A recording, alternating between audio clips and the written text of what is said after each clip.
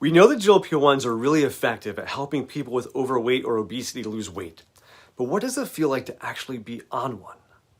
It helps to know that these medications work by slowing down how quickly your stomach empties and by regulating the part of the brain in charge of feeling full and satisfied.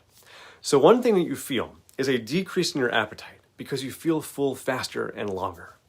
One person I've interviewed described it as finally understanding what it feels like to not be hungry all the time. That's huge. Now, some people do report feeling side effects in the first few months of treatment.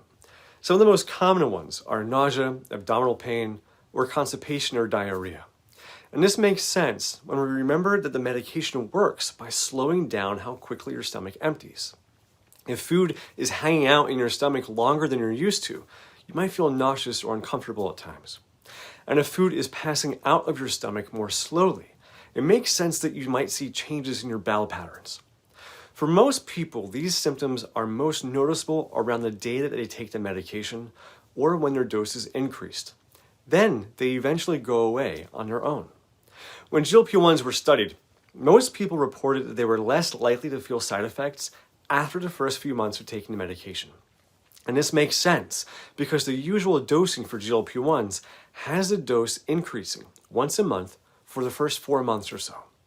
Then, once you've gotten to the dose that you're going to keep long term, your body knows what to expect and has ideally gotten used to it, meaning fewer symptoms of nausea, constipation, etc.